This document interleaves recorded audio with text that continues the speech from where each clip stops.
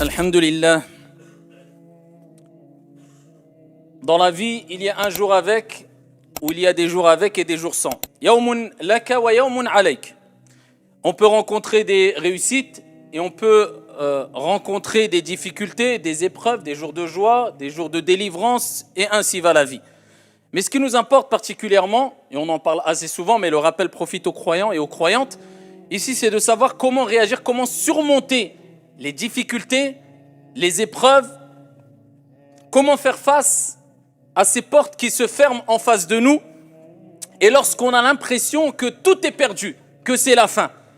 Eh bien, ici, il y a des solutions qui sont apportées, qui permettent aux croyants et aux croyantes, lorsqu'il va rencontrer, parce qu'il va rencontrer des difficultés tout au long de sa vie, comme il en a rencontré dans son passé, car tout être humain, peu importe sa croyance, sa confession, vit avec des épreuves, vit avec des difficultés, rencontre des difficultés, mais le fort, c'est celui qui arrive à surmonter ces difficultés, tout en restant serein, en restant apaisé, en restant confiant. Mais comment atteindre ce degré-là, cette sérénité face aux difficultés quand les portes se ferment autour de nous, en face de nous, lorsqu'on tourne notre tête à droite, à gauche, devant, derrière, et on voit que les portes sont fermées. Comment réussir à garder quelque part son sang-froid, cette sérénité? La sérénité, je parle ici de l'âme, le calme, l'apaisement de l'âme. Eh bien, voyageons à travers les paroles de celles et ceux qui ont compris cela, les exhortations, les leçons de celles et ceux qui ont compris cela, et avant tout, bien sûr, ici les paroles de notre Créateur, celui qui nous connaît mieux que quiconque, car c'est lui qui nous a créé, subhanahu wa ta'ala, wa huwa al-khaliq, par excellence. C'est lui le Créateur par excellence, subhanahu wa ta'ala. Alors la première des choses à savoir, c'est qu'il faut savoir que, ici, avant que, plus que cela, 50 000 ans, comme le prophète alayhi salatu wassalam nous l'a indiqué, avant qu'Allah crée les cieux et la terre, eh bien tout était déjà écrit. 50 000 ans avant que les cieux et la terre ont été créés, ton Seigneur tabaraka wa ta'ala a tout écrit. Alors au moment présent, nous avons le libre arbitre. Notre Seigneur tabaraka wa ta'ala te permet de choisir entre le bien et le mal. Tu as le libre arbitre. Si je veux maintenant, je lève ma main droite. Je ne veux pas, je la pose. Dieu m'a donné le libre arbitre. Donc ici, je suis responsable de moi-même. Je suis responsable de mes actes. Mais ce libre arbitre est sous la volonté et dépend de la volonté d'Allah. Car Allah dit « وَمَا تَشَاءُونَ إِلَّا أَنْ يَشَاءَ اللَّهُ رَبُّ الْعَالَمِينَ » Vous ne pouvez vouloir que si Allah, le Seigneur des mondes, le veut. C'est-à-dire que je peux vouloir lever ma main droite, mais je l'ai levée parce que Dieu m'a donné l'autorisation. Il a voulu que je la lève. Si Dieu voulait, eh bien, il m'aurait empêché de lever cette main droite. Mais nous avons le libre arbitre. Mais Dieu sait ce qu'on va faire. Mais au moment présent, il veut qu'on l'adore. Et ici, peut-être que demain, il y aura d'autres créatures qui l'adoreront en dehors de nous, des anges et en dehors d'eux. Mais aujourd'hui, il veut que ce soit les êtres humains, parmi ces créatures, qui l'adorent. Et aujourd'hui, on a le libre arbitre qui nous permet de faire les choses, d'agir, d'œuvrer, de faire le bien. Donc, il faut savoir que Allah subhanahu wa ta'ala a tout écrit. Et quand la personne se met ça dans la tête, il ne s'encombre pas de ce stress, de ces pensées qui le perturbent. Mais qu'est-ce qui va se passer demain? Qu'est-ce qu'il va m'arriver? Est-ce que je vais avoir ma subsistance? J'ai une difficulté. Qu'est-ce qu'il va advenir de moi? Mais où je vais aller? Comment vais-je m'en sortir? Ya Abdallah, calme-toi. Allah tabaraka wa ta'ala a tout écrit. Tout est destiné. Stresse, ne stresse pas. Pleure, ne pleure pas. Lamente-toi, te lamente pas. Plains-toi, te plains pas. Cours, ne cours pas. Fais ce que tu veux. Tout est écrit. Donc, est-ce que tu penses que tu vas forcer les choses à tel point que ce qui a été écrit, eh bien, ne sera plus écrit? Non, ça fait partie du destin. Ça t'est destiné. Donc, reste serein. Agis de manière sereine et dis-toi de toute manière, je dois agir, pas rester les bras croisés, mais de toute manière, tout est écrit. Ce qui va se passer est déjà écrit, mais au moment présent, je dois agir de manière sereine et posée et intelligente, en faisant et en prenant les meilleures des décisions possibles. Et à ce moment-là, tu goûteras un certain apaisement en te disant de toute manière, je dois voyager ou pas, je me casse la tête, je fais les causes.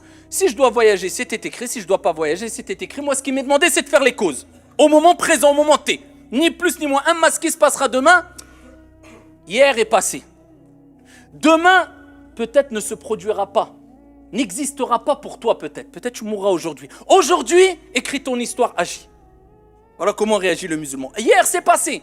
J'ai des remords, Hier, c'est passé. Comme on dit ici dans cette fameuse parole, les fêtes mettent. Ce qui est passé est mort.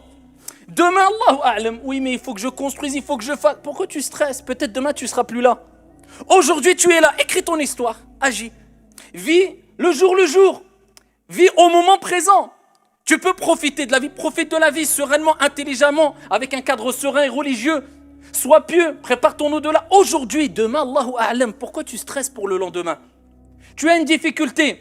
Eh bien, essaie de la surmonter aujourd'hui. Demain, peut-être qu'elle disparaîtra rapidement dans 3 jours, 4 jours, demain, après.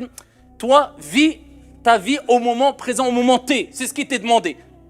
Et arrête de stresser en te disant qu'est-ce qui va m'arriver, La yukallifu Allahu nafsan illa wus'aha. Allah ne donne pas à une âme une charge au-dessus de sa capacité. Ce que tu as, ce que tu vis, tu pourras le supporter. Car Dieu n'est pas injuste et Dieu veut ton bien. Al-Hassan al-Basri, rahimahullah ta'ala, disait « Lorsque j'ai compris », c'est pas lorsque j'ai su. Parce que tu peux savoir, mais savoir ne veut pas dire comprendre. Et la compréhension passe par le savoir. Mais le savoir ne passe pas automatiquement par la compréhension. Parce qu'il faut savoir, mais ensuite il faut comprendre. Et beaucoup de gens savent, mais ne comprennent pas. Donc le fait de savoir, d'avoir du ilm, de la science, ça ne suffit pas. Parce que peut-être tu vas apprendre des choses par cœur, tu vas avoir un savoir, mais est-ce que tu l'as compris? Ça c'est la deuxième étape. Et même si tu l'as compris, l'as-tu appliqué? Al-Hassan al-Basri disait, lorsque j'ai compris, parce que Al-Hassan al-Basri avait compris, et on va le voir, la preuve qu'il avait compris, il l'a mis en application. Lorsque j'ai compris, pas su simplement, parce que quelquefois on lit des versets, Dieu est celui qui accorde sa subsistance. Dieu est celui qui délivre des problèmes. Là tu sais, mais est-ce que tu l'as compris? Comment réagis-tu lors des problèmes? Quand tu demandes ta subsistance, comment réagis-tu? Là on pourra savoir si tu as su ou tu as compris vraiment. Et si tu as compris, tu vas vivre avec le verset coranique, avec les recommandations prophétiques, avec ce que Dieu t'a dit et son messager alayhi salatu wassalam. Tu vas mettre en application cette spiritualité, cette croyance, cette certitude, la conviction que Dieu c'est lui qui accorde, c'est lui qui ouvre les portes, c'est lui qui délivre, c'est lui qui, ton Seigneur tabaraka wa ta'ala. Il dit, lorsque j'ai compris que c'est Allah mon Seigneur qui accorde la subsistance, à ce moment-là, mon cœur s'est apaisé. Allah. Donc il t'est demandé de faire les causes. Les membres font les causes. D'accord? Et le cœur place sa confiance en Allah subhanahu wa ta'ala. Donc toi, ce qui t'est demandé, c'est de savoir que la subsistance vient de Dieu et qu'il t'est demandé de faire les causes et ne pas forcer les choses. Stop. Ne te tracasse pas. Fais les causes, bien sûr, tu dois agir. Mais de là, te tracasse. Non, stop. Dieu t'a dit, fais les causes et ta subsistance vient de Dieu. Tu l'auras. Même si tu es, comme on dit, terfsma ou je sais pas quoi, ce qui t'est écrit et tu l'auras. Ni plus, ni moins. Je répète, ça ne veut pas dire on reste les bras croisés, car le prophète a dit aux compagnons, quand le prophète a parlé du destin, il dit non, œuvrez, et vous serez interrogés sur ce que vous avez fait. Toi, œuvre, mais tranquillement. D'accord? De manière sereine, de manière apaisée. Et sache une chose, que notre Seigneur Tabaraka wa Ta'ala nous rappelle que on peut se tromper. Et peut-être une chose peut te paraître bonne alors qu'elle est mauvaise. Une chose peut te paraître mauvaise, tu crois qu'une porte s'est fermée, c'est un mal, c'est un bien. Ça te motive encore plus à être plus serein. وَعَسَى أَن تَكْرَهُ شَيْئًا وَهُوَ خَيْرٌ لَكُمْ وَعَسَى أَن تُحِبُّ شَيْئًا وَهُوَ شَرٌ لَكُمْ وَاللَّهُ يَعْلَمُ وَأَنْتُمْ لَا تَعْلَمُونَ Allahu a'lam.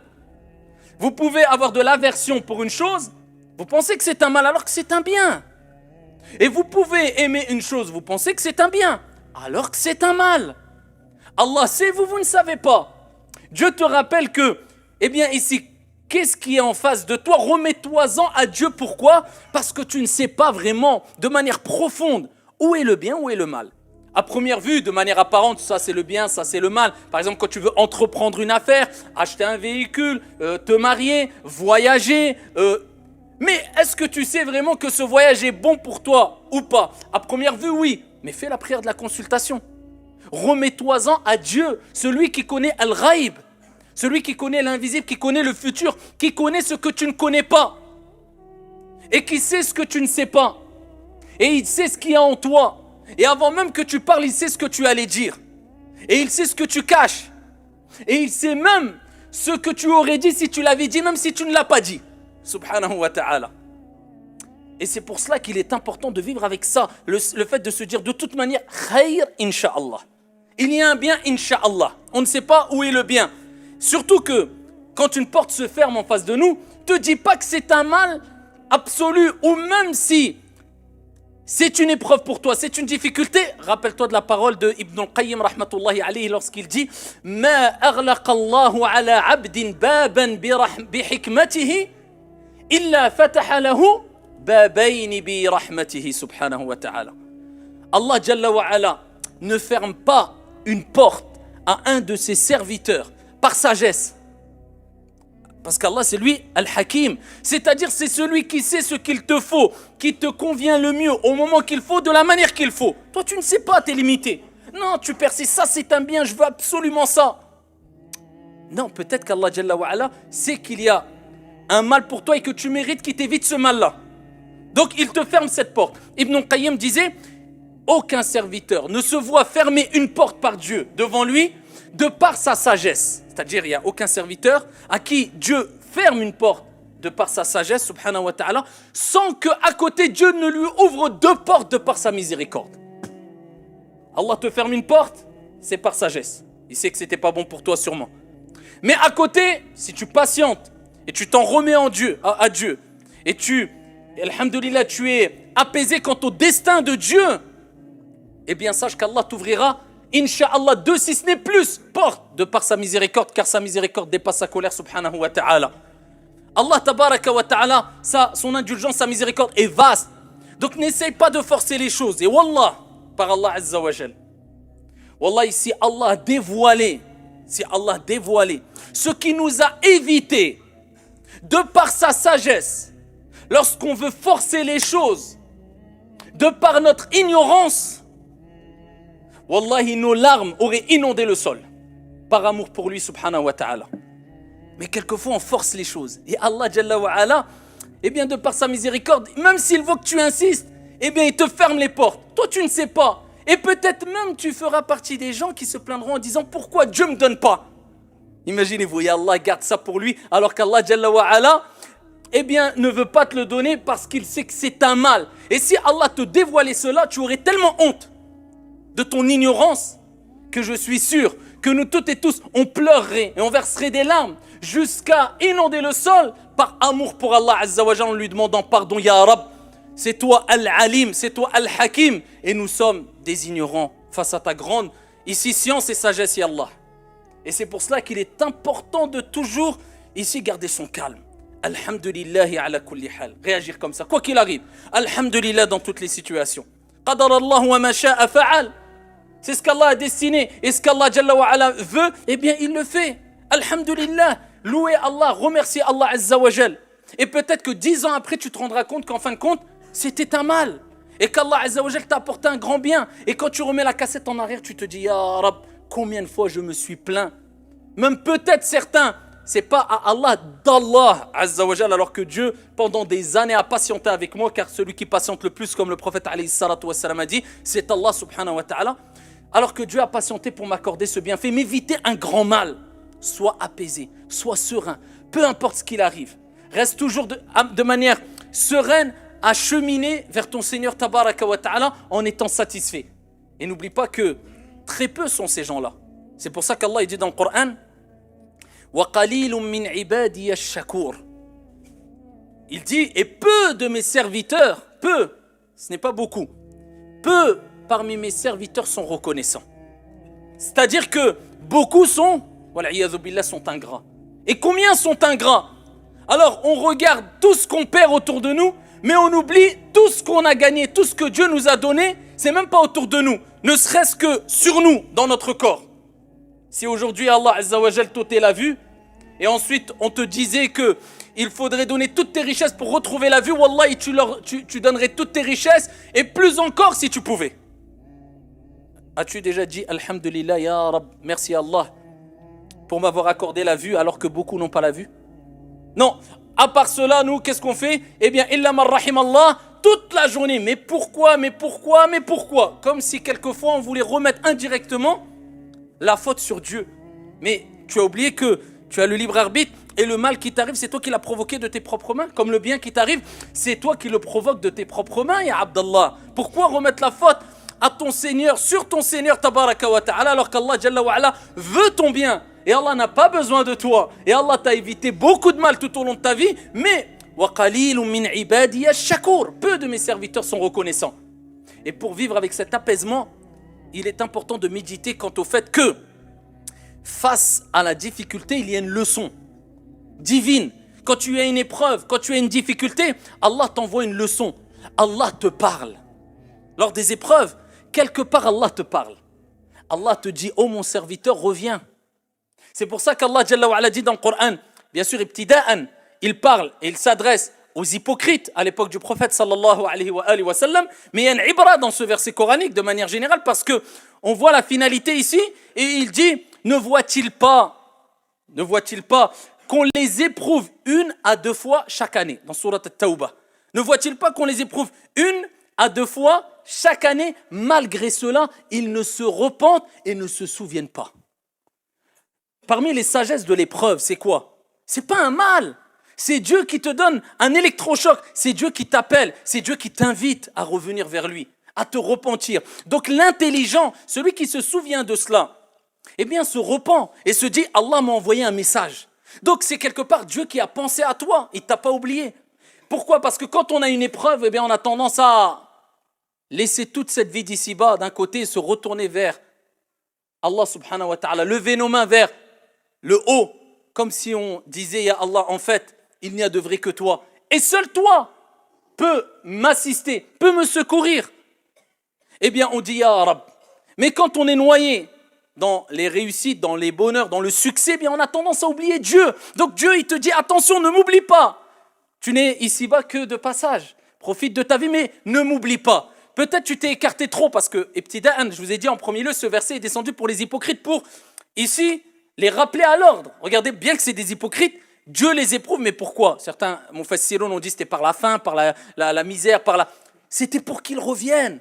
Dieu leur dit, les inviter à revenir, à se repentir. Donc toi, quand tu as une épreuve, si tu n'as pas compris l'épreuve comme une purification, comme étant une purification, et un message divin, afin que tu reviennes vers le divin, vers ton Seigneur, tabaraka wa ta'ala, eh bien tu n'as pas répondu à l'appel d'Allah, tabaraka wa ta'ala. Tu n'as pas compris le message divin. Tu n'as pas compris la leçon, ya Abdallah. Allah, quand il parle d'eux, il dit, malgré cela, ils ne se repentent ni se souviennent.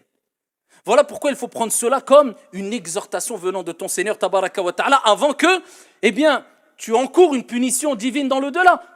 Et après, tu n'auras peut-être pas d'excuses parce que Dieu te dira, je t'ai envoyé des messages. C'était pas pour t'éprouver gratuitement, mais c'était pour que tu reviennes.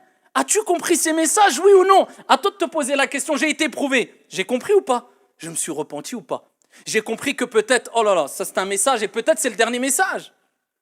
Allah a dit, n'ont-ils pas vu qu'on les éprouve? Pas 1 million de fois, 1 à 2 fois par an.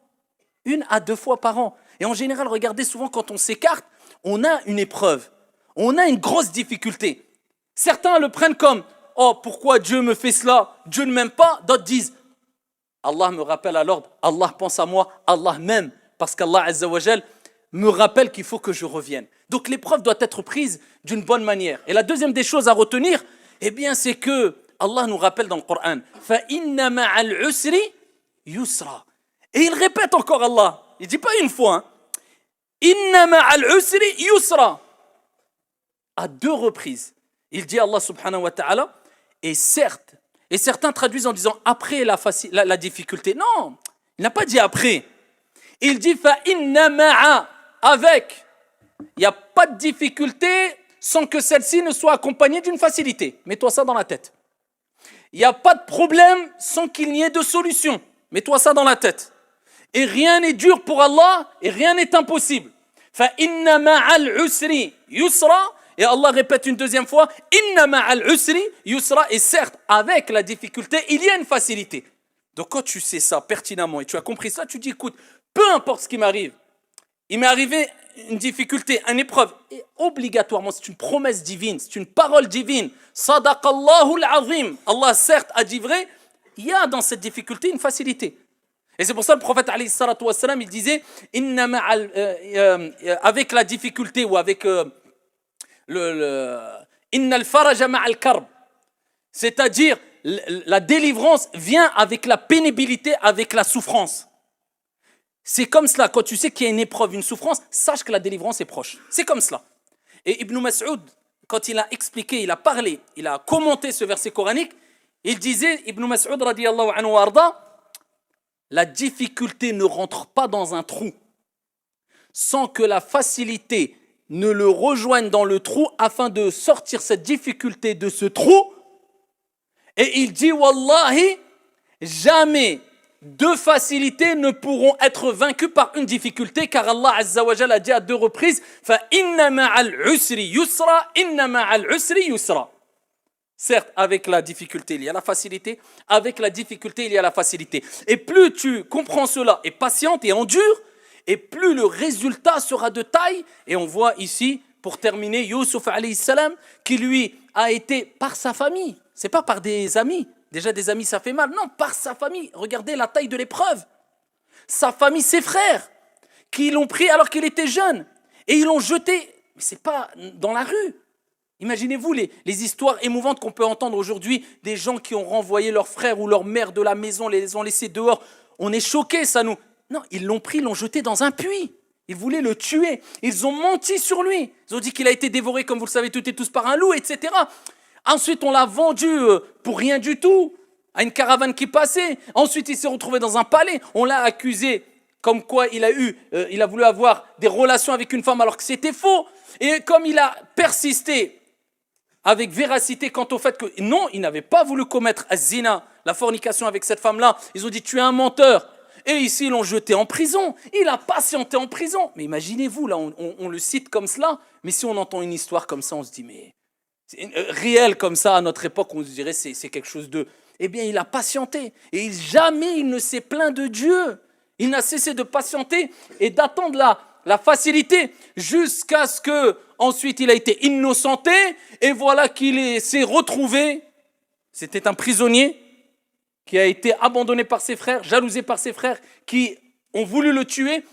Il s'est retrouvé après l'explication de rêve qu'il a faite et ensuite le roi l'a appelé pour expliquer des rêves, etc. Le résultat, il s'est retrouvé ministre de l'économie jusqu'à ce qu'il a contrôlé l'économie au sein même du palais où il a été accusé à tort et il s'est retrouvé en prison.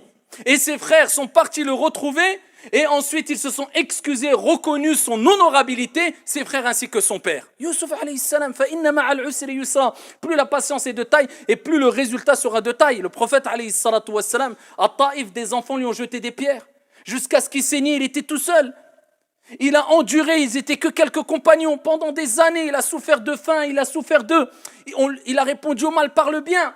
Pour qu'aujourd'hui, des milliards et des milliards de musulmans à travers les siècles, eh bien pour eux, la personne qu'ils aiment le plus parmi les humains, c'est Mohammed ibn Abdillahi alayhi salatu wassalam. C'est ça, c'est la récompense est de taille parce que l'endurance a été de taille. Donc vivez avec cela, afin de donner ce calmant spirituel à votre âme et afin de pouvoir surmonter les épreuves avec calme et sérénité. هذا وصلوا وسلموا رحمكم الله